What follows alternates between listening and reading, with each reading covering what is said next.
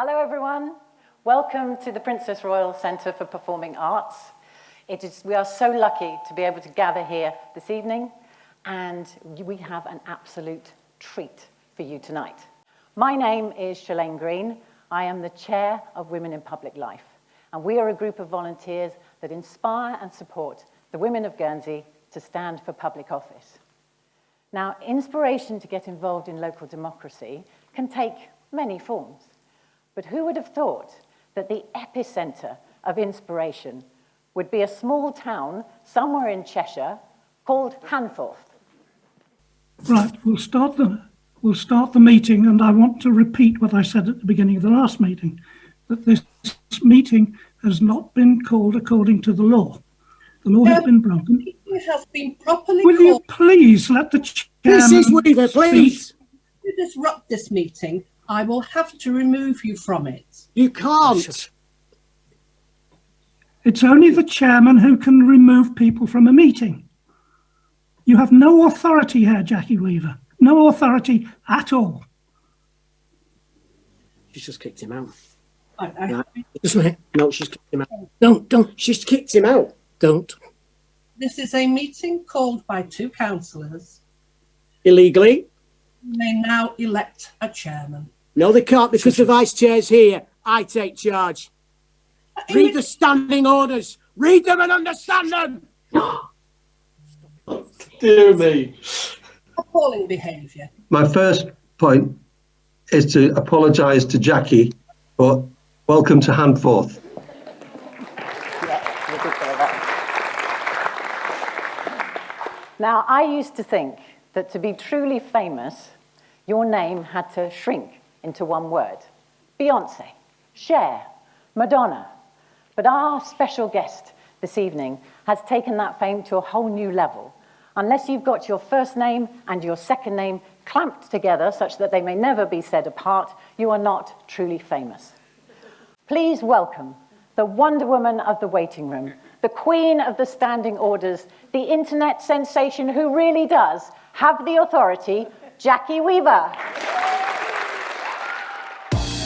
Some respect to the pure authority. Don't make a flex, don't do superiority. You're just a speck, and she's got seniority. Jackie Weaver is the authority. Before we start, I think I just have to reflect what you're probably all thinking, which is, isn't it incredible to just see somebody who's been on all of our computer screens step out of that screen and onto the stage in our lovely little island of Guernsey? It's just amazing. Jackie, thank you so much for coming. My pleasure. I must say there was a point during the pandemic where I thought it would be appropriate to donate my legs to science. They had been used so infrequently during lockdown. So, questions-wise, let's start with the most important one. I hear that you spent a morning with local photographer Paul Chambers going all around different places in the island. So you must have seen a lot of the island. What do you think of Guernsey? Well, I think Paul knows an awful lot of people. I must admit, at first I thought, this is wonderful, everybody recognises me. And then I realised, no, actually, they recognise Paul. The island is fantastic. I mean, I guess that, of course, we've spoken before, Shelaine. I guess for me, when you go to a new place, you try to pigeonhole it into somewhere you've been before.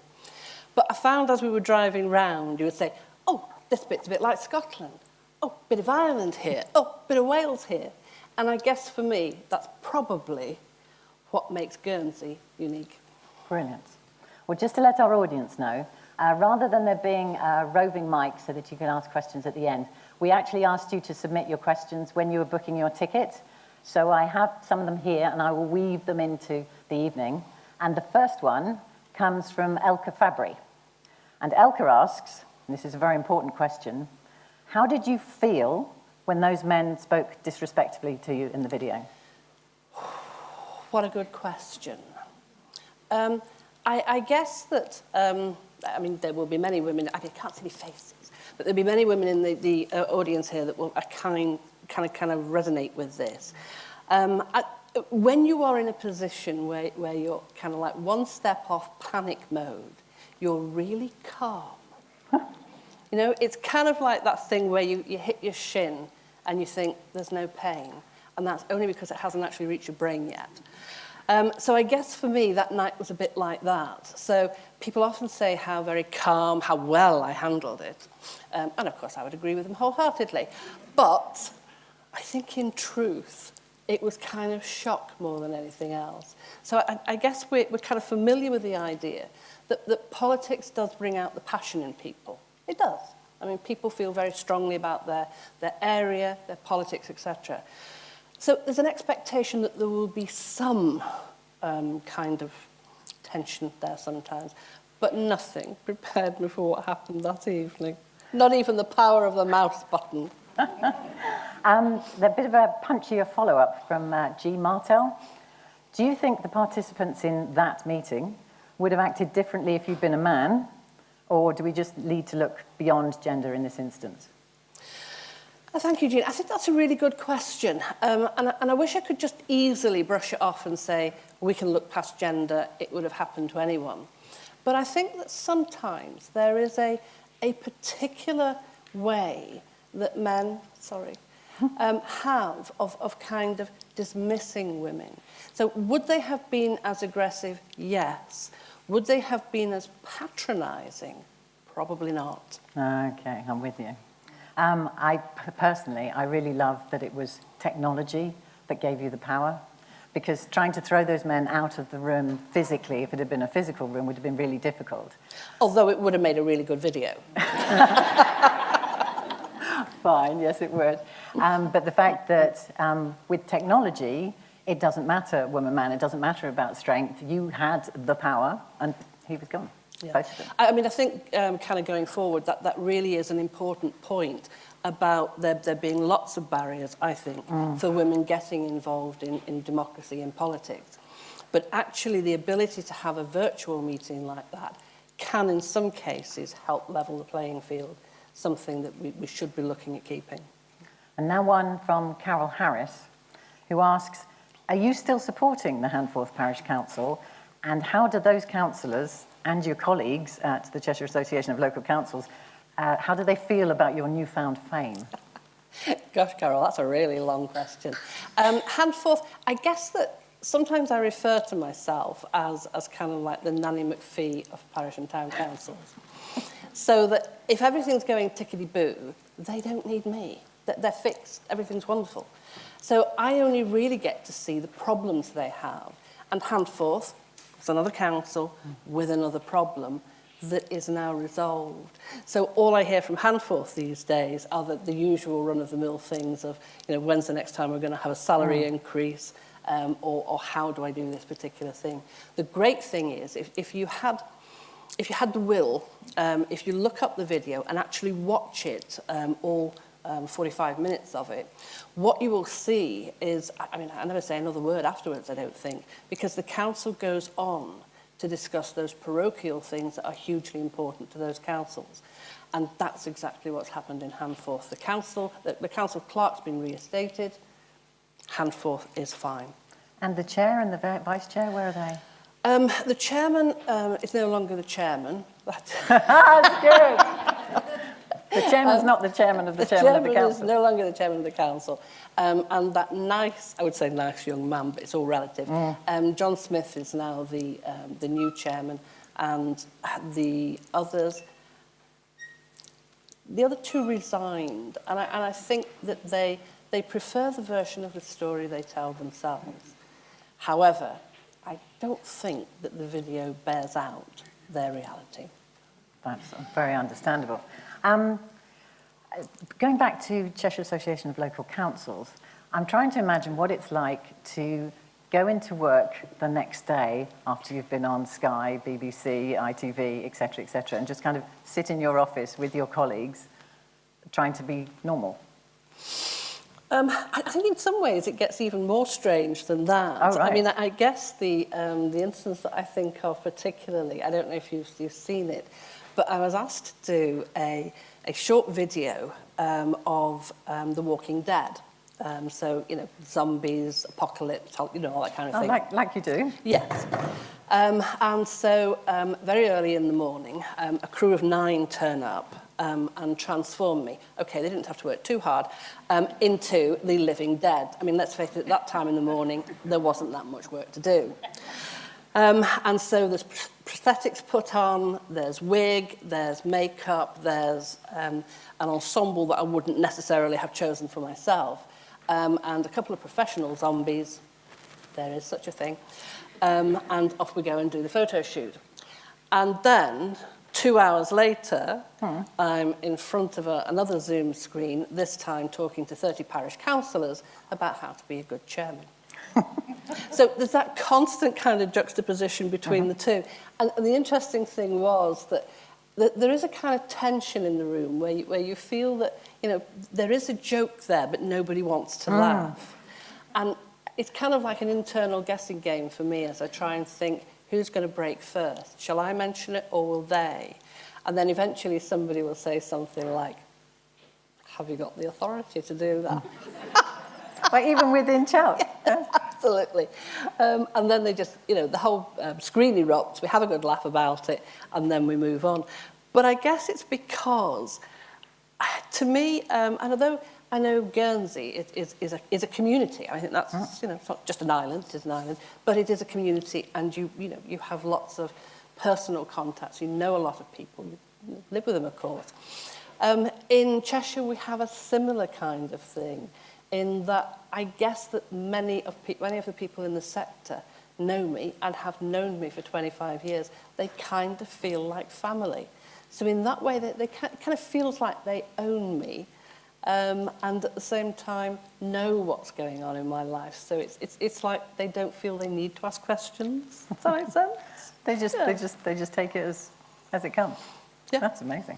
Well, that's the reaction of your colleagues. I also wanted to ask about the reaction of just ordinary people that you meet. They've seen the video, they understand about the bullying, etc. Do they then say to you, well, you know, I've seen that video, I'm never going to stand for the council ever, it's awful? Or is it actually the opposite and you get more curious questions about, well, how does it work then? Yeah. Talking to colleagues in what we call the principal authority, so that's the next tier up, you know, grassroots, next tier up. The feedback that I get is that there has been more interest shown in town and parish council meetings, in accessing them, in trying to find out who's on the council, where it is, etc., than we've had for a long time. And also we have what we call a casual vacancy. No, it's not smutty. It's nothing to do with the J.K. Rowling book.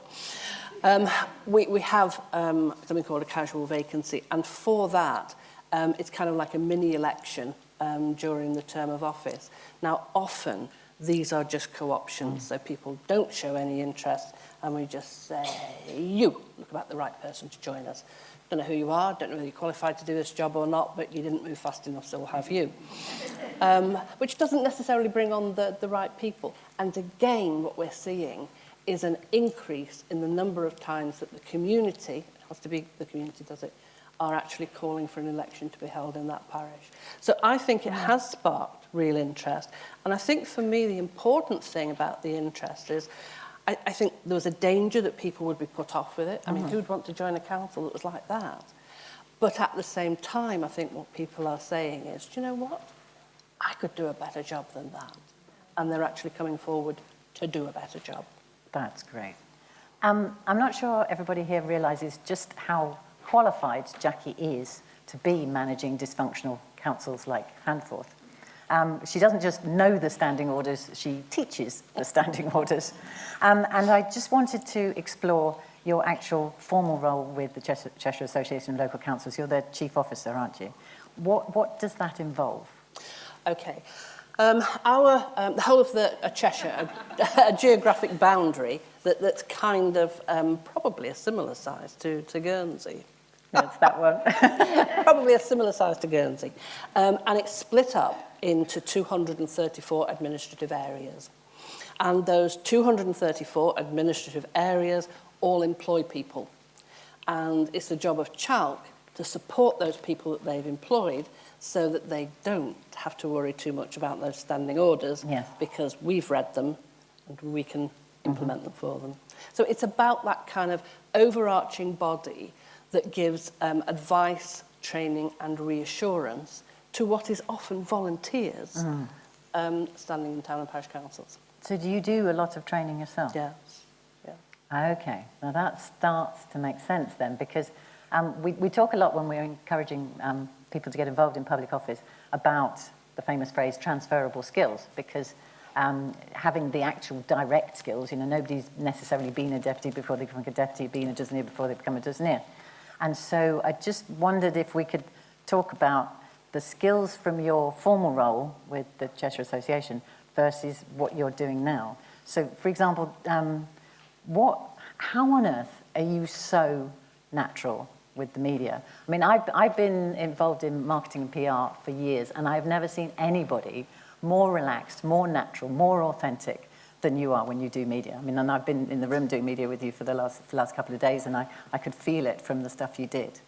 So were you just sort of born a media person, or had things that you were doing before helped you with that? Never underestimate the power of ignorance. Okay. So if you break it down into its constituent part, you have a nice young man, usually but not always, occasionally they're women, asking you questions about a subject that you feel fairly comfortable about talking about. And for me, the overriding thing is I kind of feel I'm one of those people that are very goal-orientated. I can see where I want to be. And the place I want to be is able to promote local democracy and local councils to a wider audience. And if the mechanism for doing that is smiling sweetly at a photographer or an interviewer, well, that's not a big price to pay, is it? But does standing up and doing training help? Does that just the simple fact that you spend a lot of time just getting words out of your mouth in order to convince people of something?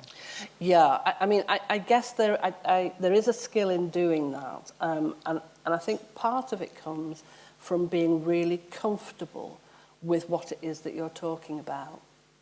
If you want to see me totally out of my comfort zone, and, you know, behaving like somebody who honestly has lost the ability to put one foot in front of the other, ask me to read a speech. Really? And there's something about the constraints of a speech where you have to read all the words. You can see the eyes glazing over, and there's nothing you can do about it because you have to get on to the next paragraph. So it's that kind of being trapped in these words with no alternative but to start at the beginning and work all the way through to the end, no matter how bored you are. And I think I take that away when it comes to training, because the purpose of training isn't just to say we've had this many bums on seats over the year. So, you know, it is a performance indicator for us, but it's not the purpose of doing it. The purpose of doing it is twofold. One, it's to give the person confidence. And secondly, or not necessarily in this order, to give them understanding. So if you present the subject in a way that is boring, then what happens is people just switch off and you haven't achieved either of those goals. So I found one of the ways that for me works is by kind of injecting a little bit of humour into it. Now, believe me, you work really hard if you're trying to present the Local Government Act 1972, Schedule 12, to people in a way that they're going to find memorable and fun. But it can be done. Right, we're going to go back to some audience questions now. And this is more sort of a quick-fire thing. Right. And we had 3 questions on a very similar theme, but they were sort of like the low, medium, and high of that theme. And so I'm going to start with the low one, get your reaction quickly to that, then the medium one, then the high one, and then we'll double back and talk about them all together. This will make sense in a second. Okay, so the sort of gentle introductory question, though it is a really good one, is from Eleanor Stratford Hall. Thank you, Eleanor, who asks, how do you deal with old men who waffle on without offending them, she says. So how do you deal with old men who waffle on without offending them? They're much older than I am, and it feels more like they enjoy the sound of their own voice rather than getting to the crux of the matter swiftly. Okay, yes, that's not an easy one, although it is a good one. I think there's so many different things going on there. First of all, and again, I think it's a sexist thing. I think as women, we are far more empathic than most men. So actually, when you're thinking that, when you're saying that, what you're saying is, How would I feel receiving this? They don't feel like that. That's the first point. So although you might feel you've been horribly rude and horribly blunt to this, elderly gentleman, elderly statesman, they are not hearing it like you think it sounds. And I think, taking the age away from it, I often think that's one of the challenges for women in being heard. So we think we're trying to make our message as palatable as possible. So actually we put all sorts of frills and knitting around the outside of it, so that now we've made it really difficult for the man to find the bit in the middle, which was the question in the first place. So a direct approach isn't rude. I know your mum told you it was, but it's not, And I mean, there's a difference between being direct and being bloody rude. And I think you know the difference. So, next level up is from Wendy Dorry. And just to let you know, Wendy is the president of our IOD here in Guernsey. Okay, so I'd better get a good answer. So you've got to get this one good. Right, okay. So Wendy says, when someone, brackets often male, talks over you, what are your top tips on how to regain the stage? Okay, you'd be surprised at how often I get asked that question. So I guess, I'm not being by that, so it's really boring, let's move on. I guess that means that it's really important, and it's a lot of women come across it. And I don't think there is one answer, because I don't think it happens in one situation. My book, did I be mentioned I've written a book? We will. In my book, it covers a number of different scenarios, because sometimes, although we feel we are not being heard, and we feel we're not being heard and we're being talked over by somebody who we perceive as having the power, and we perceive as just pushing forward their own agenda. And sometimes we are actually as guilty as they are of not listening. So we've got so used to them rabbiting on about whatever it is, and we've got something really important to say, that actually we're not hearing them. So actively listening to somebody, making it clear that you have listened to what they say, can sometimes shut people down very effectively, because it stops them, some people, having to keep repeating the question. Repeating the answer. I think the other thing for me is around choosing your battle. I kind of feel that if you approach every meeting as a battle, as a war zone, look at what it is you're trying to achieve that evening. What is the most important part of this evening? What item are you really passionate about? Now, if you are going to say all of them, I don't believe you. And if you do say all of them, I'm thinking, really, you don't kind of have any strong opinions then if everything feels kind of like it has the same importance. So choose what is really important to you and speak less. And you'd be surprised at how often people notice your silence when they don't notice what you're saying. So pick your battle. Okay. So the top level one came actually not from a question, it came from a comment on our LinkedIn page from Elisa Rickson. And she says, sadly, the disrespectful and bullying behaviours on display by the councillors in your video are not dissimilar to what I've experienced over the years working with various committees and boards. And so really, for Alyssa, what's your advice for dealing with the actual full-on bullies that might be around? First of all, read your standing orders, read them and understand them. Because unless you understand the rules by which this, whatever the game is being played, you are never going to be able to use them to your advantage. Okay? And I guess for me that's probably the most important part. So choose what part of that agenda is really important. Only talk about that particular agenda item. And if you still don't get yourself heard, how about trying something completely different? Write a letter.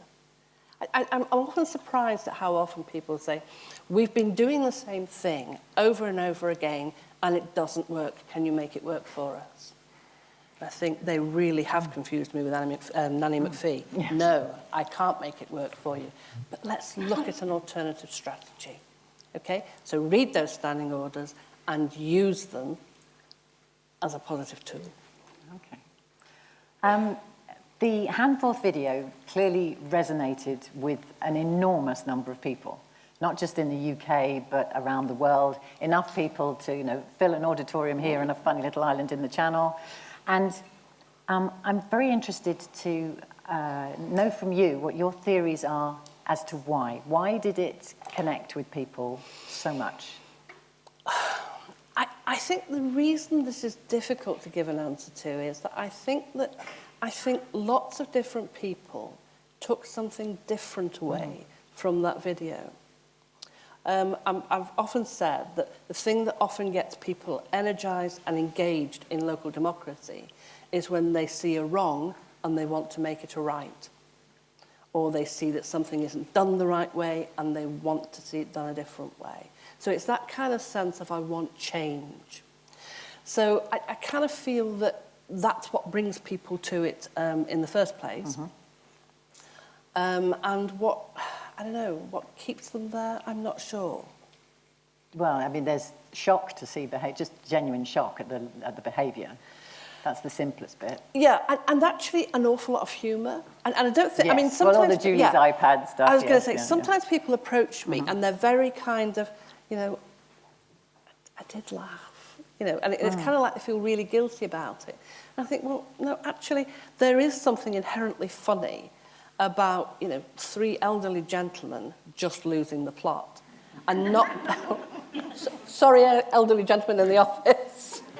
When somebody has, I just, totally lost it. And in a way, having a temper tantrum, like you might have seen in a child. So I guess a lot of people identify with that. But one of the things I found both shocking and disheartening was the number of women that got in touch with me saying, this is what we experience on an everyday basis. I'm thinking... That's awful, isn't it? I that's why thought we'd it fixed this. I thought we now had a much more clear and a much more even space. So why did it go viral? I think the pandemic helped. Sorry.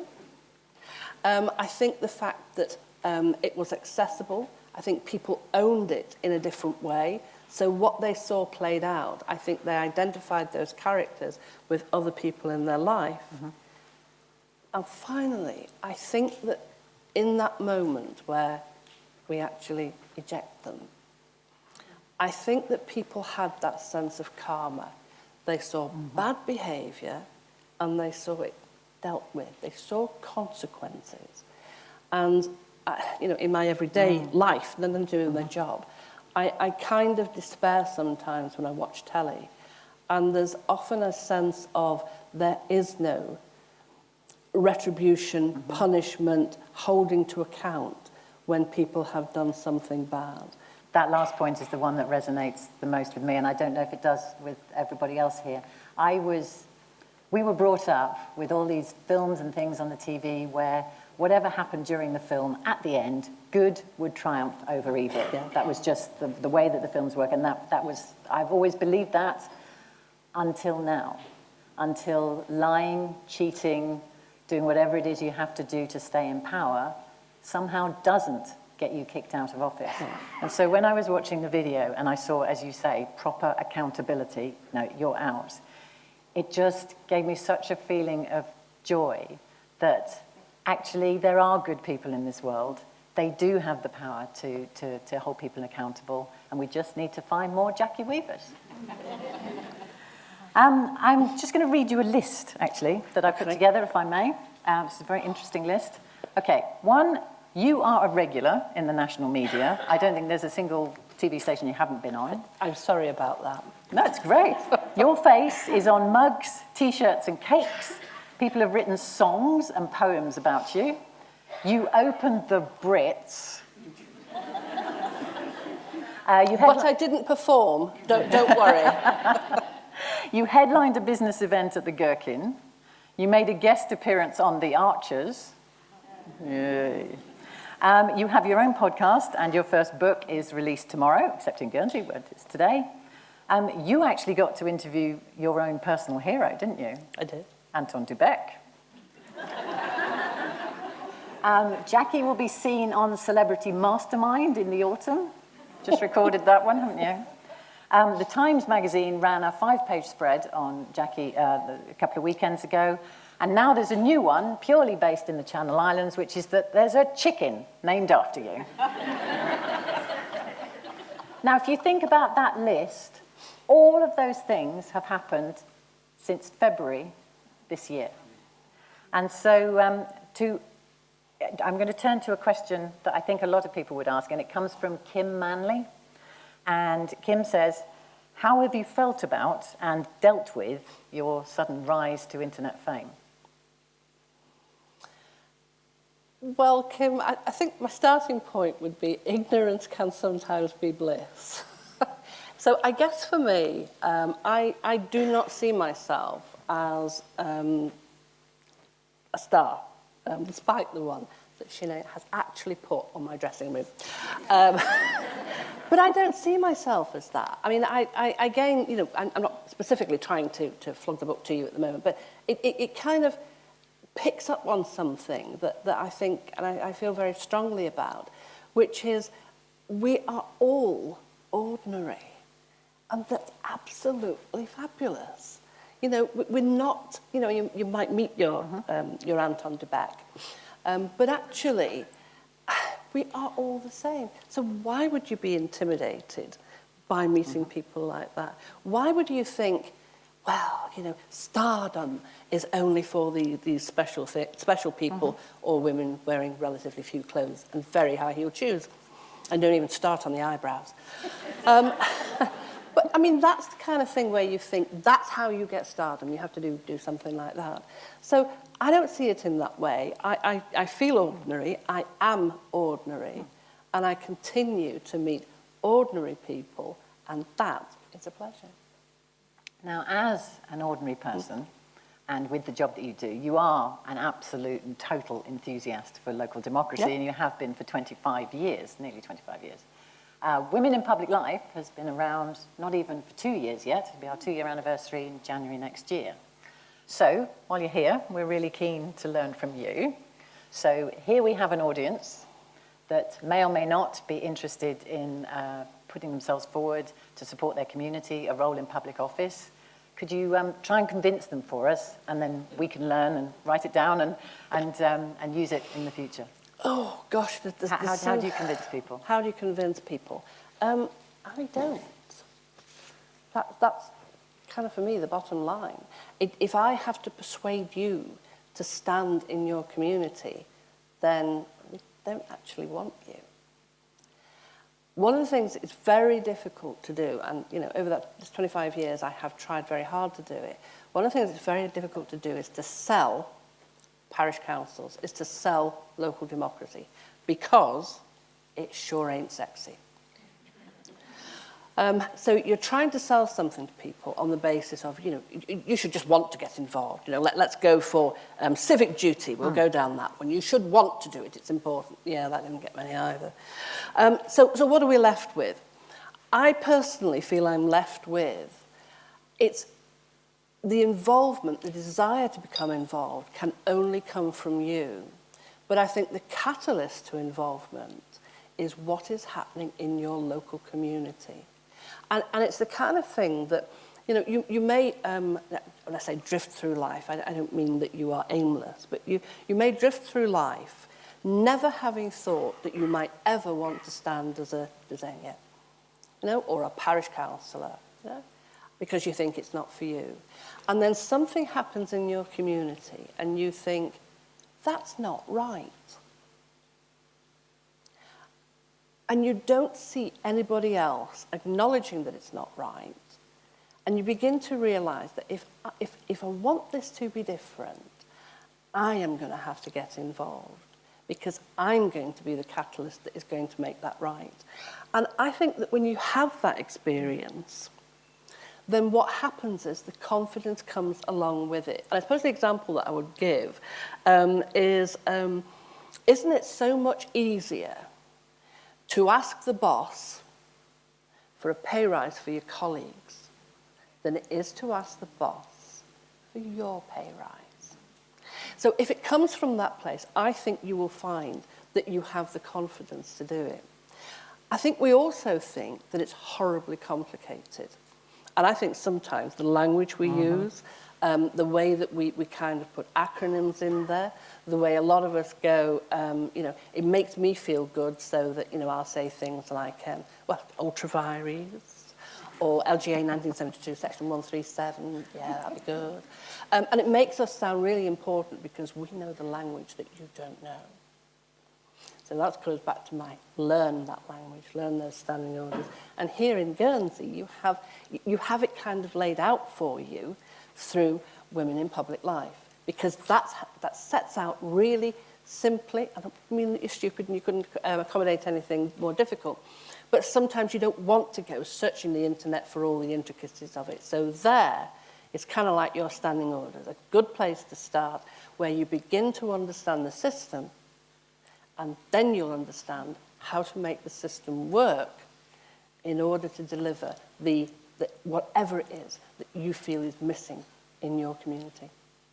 Thank you. That's really helpful, and we've got this recorded, so I'll be able to study that later. In Guernsey, we find, and I think it's the same elsewhere, that one of the things that holds women back from going into public office is that they overestimate the skills that are going to be required for the job and underestimate themselves in relation to those skills. So what would you say to a woman who thinks she can't do a job when she clearly can? Okay, women, this is a life tip. It doesn't even just equate to public life. I was talking to the Mayor of Bath the other day, as we do. We almost had lunch. It was kind of virtual, but we were eating.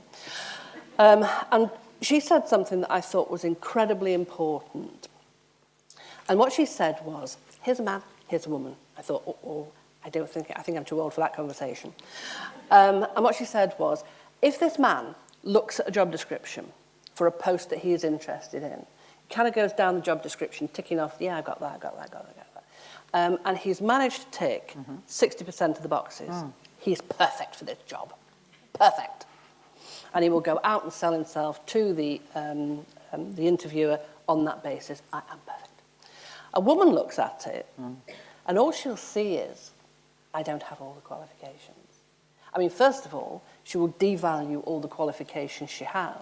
And I mean, it's a commonly used phrase, you're a domestic engineer, not a housewife. That sounds a bit patronising. But all the things that you take in your stride, the managing the disaster that has just happened, the one where there's blood everywhere, a can, and that you told them not to touch it. But, no fainting for you, getting it sorted, child hospital, etc. All these things that you do in your daily life are what Shelaine is talking about as in transferable skills. And one of the things that is desperately missing, I think, in politics is life skills. It's common sense. But often, decisions are made by 12-year-olds or gentlemen whose mental age is now closer to 12. Yeah? So we need to be in there making those decisions. That's really interesting. Now, not all women lack confidence. And the women who are perfectly confident about going for these jobs often say to me, yes, but I'm not going to go for it if I'm going to go to loads and loads of meetings and nothing's actually going to happen. So I'm not giving up my Monday evenings to go to the Dozaine, to go to the parish council, if they're not actually going to achieve something. So do parish councils, do Dozaines, do roles in public office actually achieve anything? Yes. Why? Yes is the short answer. And it comes back to the parochial nature of both. I think a lot of people of any sect, you can't just say two these days, any sect, already feel that they can't influence decision making. So they don't feel that they can influence national government, and they certainly don't feel that they can influence international government. And do you know what? They're right, you can't. But what you can do is influence and, in fact, in many cases, drive what happens locally. And that thing about, attending the endless meetings where nothing gets done. Well, often it doesn't get done because nobody is there holding the others to account. Because this is how it always is. So We'll just stay with that, and I'll come back next month and feel equally frustrated and then eventually walk away from it. But often when a woman comes into a post like that, and I think we probably have some examples, they shake it up. You know, they come in with, I mean, that's why we need more women in democracy, because they come with a different perspective.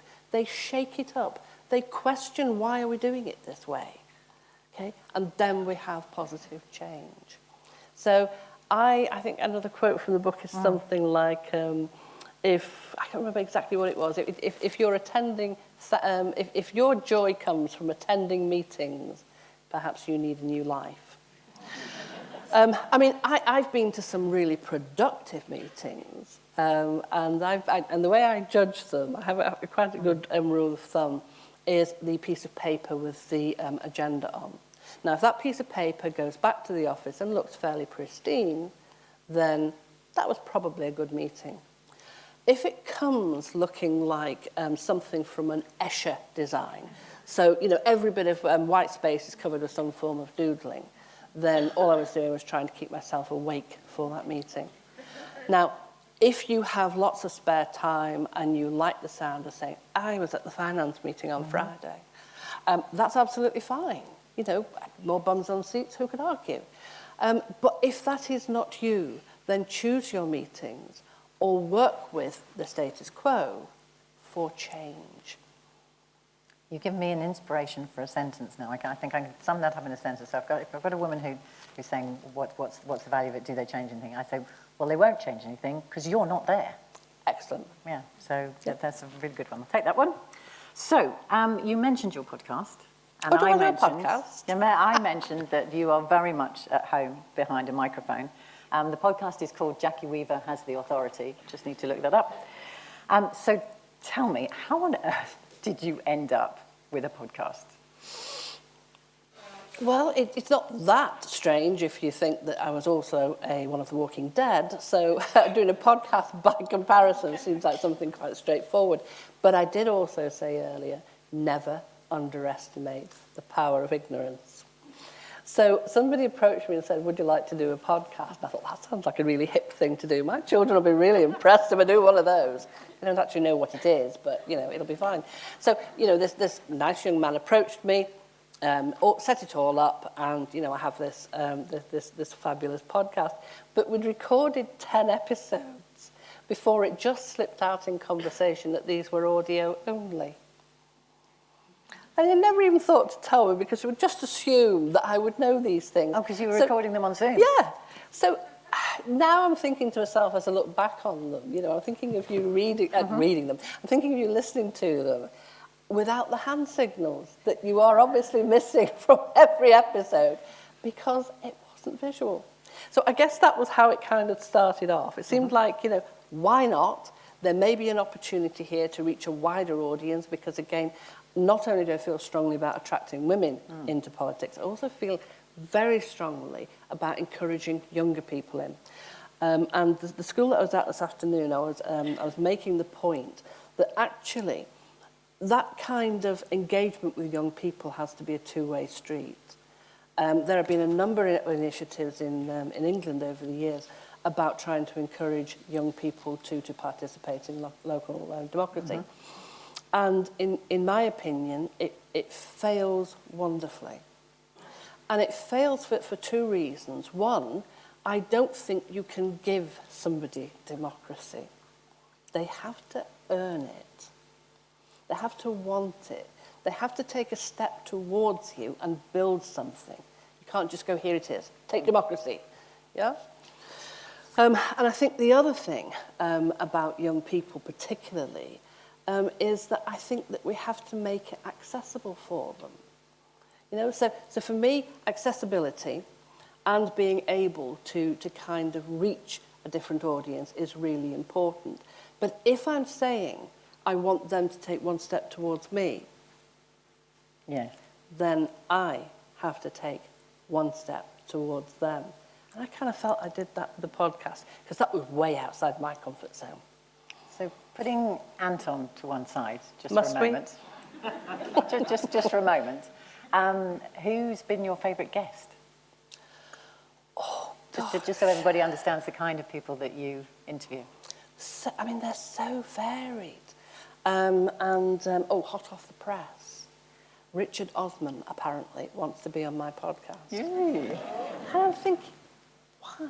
Is he really hard up for work? I know, it's pointless coming to an end. And that'd be a shame because I really like that.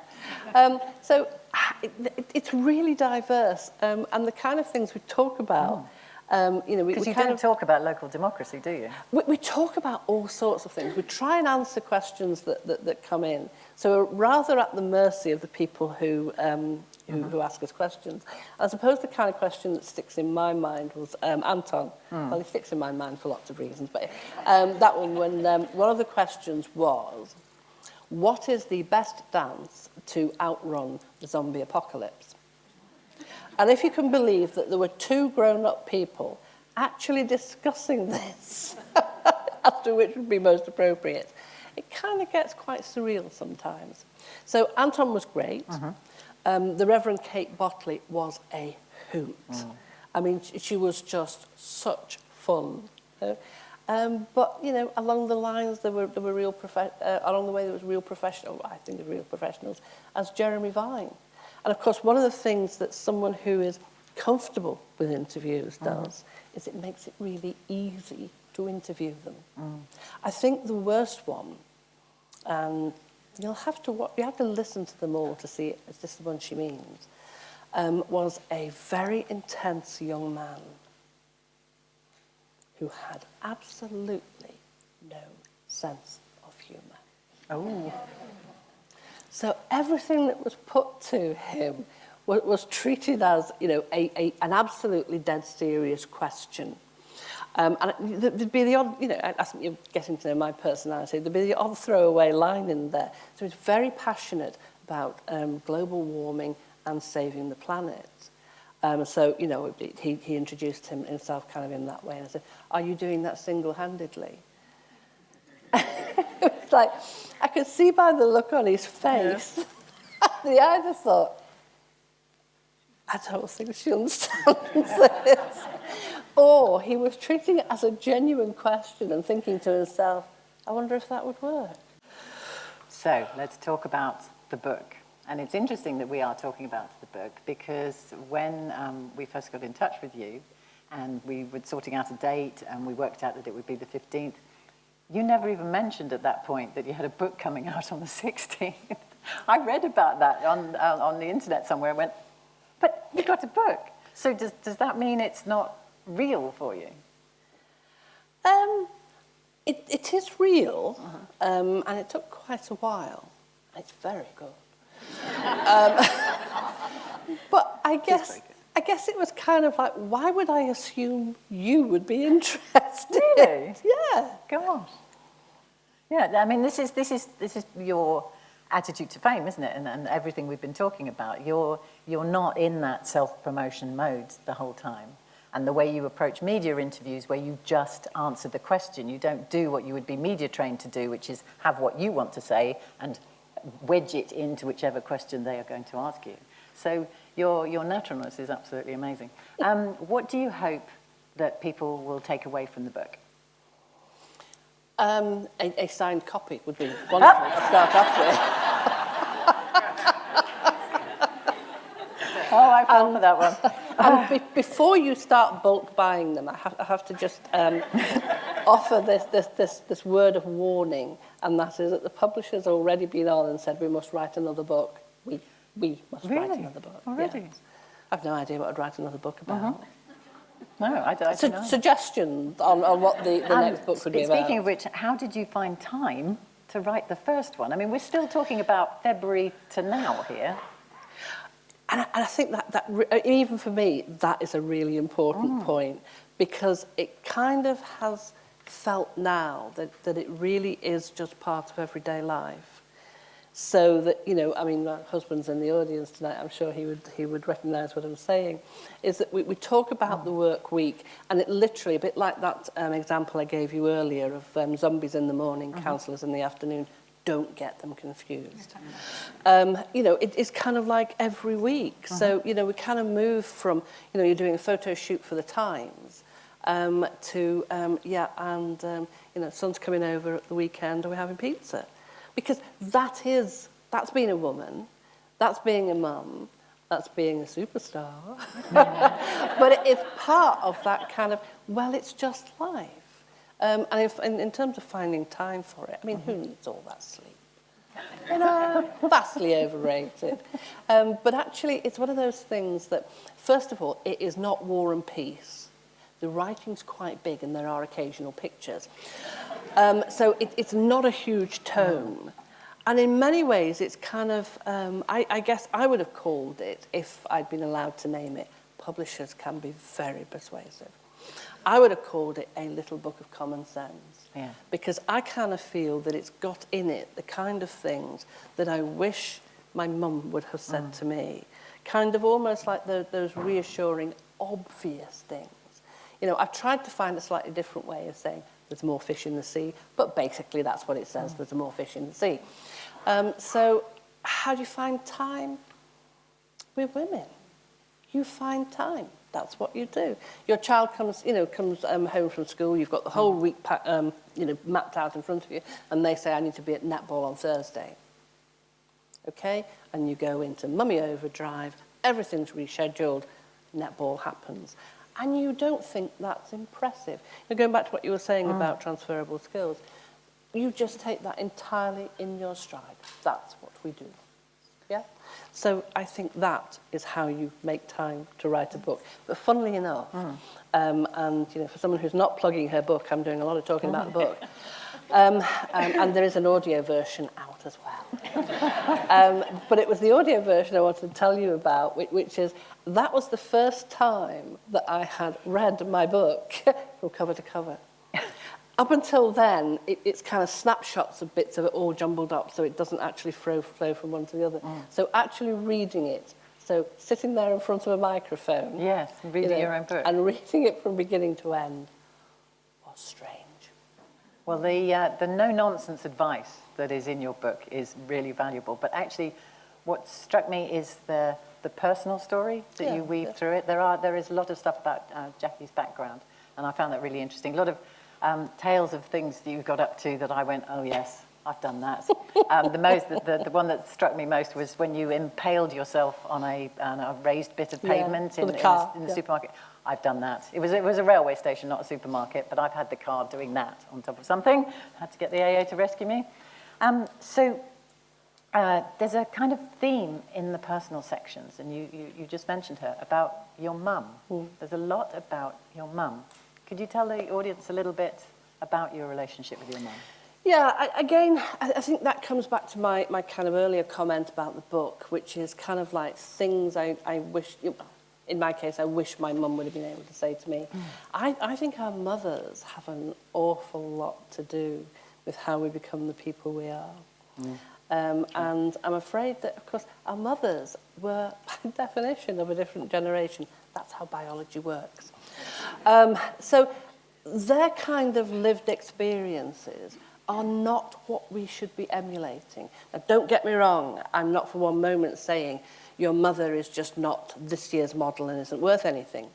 But what I am saying is that although many of the kind of attitudes that your mum might have had don't necessarily sit in a modern world, and sometimes hold you back from doing things that you could actually do. The other thing I kind of mention from time to time, and it is related to that, is about this word should. I don't like that word at all. Actually, there's quite a few words I don't like, but baguette is another one. I mean, isn't that... What's wrong with baguette? It's an ugly word. Try saying it now and try making it sound pleasant. Baguette. You know, it's just kind of like, no, it's not a nice word. Okay. So I guess that, when you think about the influence that your mum has on you, I hope your experience is that there was a lot of positive things to talk about. But there may be attitudes that, like they say on the disclaimer on films, are out of date. And if they hold you back, because if that's the little should voice that you hear in your head and it stops you from doing something, then you need a different voice in your head. Mine. And you'd get that by buying the book. Jackie, what does the future hold for you? We've been talking about this past since February. What's coming in your future? Oh, gosh. It's one of those things where actually at any given time, I suppose my husband and I kind of do this thing where, we work on today. Because actually, if you're involved in anything to do with the media, it does seem to happen at breakneck speed. Everybody wants you to do something now. Could you go to London? Now. Could you come to Guernsey? Now. These aren't things, I mean, not that you said it that way, but they're not things that are necessarily something you could say, well, I could be free for an hour a week on Thursday and I'll pop in then. It's, do you want this opportunity? Because if you want this opportunity, you have to grab it now. So what happens is that the week looks fairly clear, and Stuart breathes a sigh of relief and thinks, I can go out with my models on Thursday. These are planes, okay? Don't get the wrong idea. And actually what happens is that the 3 emails come in and block out the next 3 days. Things I do know that are definitely coming up is a small piece in Panto, and no, it is not the horse's bum. Panto? Oh my gosh, Panto. But you're all going to have to come over to Crewe to see it. So, you can see how you'll block out, plenty of the Lyceum Theatre. That'll be fabulous. Christmas Eve, big night. And I know I'm doing that. I know, as you said earlier, that you'll get to see Celebrity Mastermind. That was fun. And people who know me know that actually I'm somewhat height challenged. So I'm sitting on that black chair, all I'm mindful of is my legs dangle. And you know how when you've got that sense of, oh my goodness, I'm breaking out in a cold sweat because I'm thinking, how am I going to get off this chair? The bar stool moment, okay? You know how, in our younger days, someone would invite you to sit on the bar stool. And can you remember yourself eyeing it up? I'm thinking, I'll just stand. Better for my back. Because you know that even if you make it up onto that stool, then you're going to spend the rest of the evening thinking, how am I going to get off it? So, yeah, that was interesting. And there's a bit of TV coming up, although I'll have to look at my diary to see which it is. 2 early morning things I'm talking about. Have I mentioned I've written a book? Well, that seems like a really good place just to end the first half of our event here at the moment. But before we go, I just wanted to, again, reflect something that I'm sure all the audience is thinking about, which is that anybody can accidentally be blessed with their 15 minutes of fame, but quite often it's 15 minutes of fame and then it disappears. The fact that your relevance has stayed and is growing and you're writing books and whatever, that is you. That is your intelligent approach to it, your authenticness when you're dealing with everybody, that is just purely you. And the fact that you've decided to harness the fame that you've been given in order to be a voice for local democracy, we can only really, really thank you for that, and long may it continue. Thank you, Jackie Weaver. Thank you.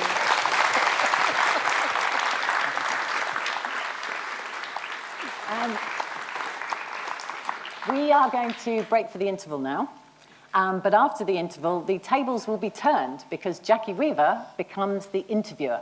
We will have an expert panel on stage. We will have 3 women who are currently in roles in public office. That's Jurat Felicity Kavatra-Malcic, Duzanier Leonie Letitia, and Deputy Tina Berry.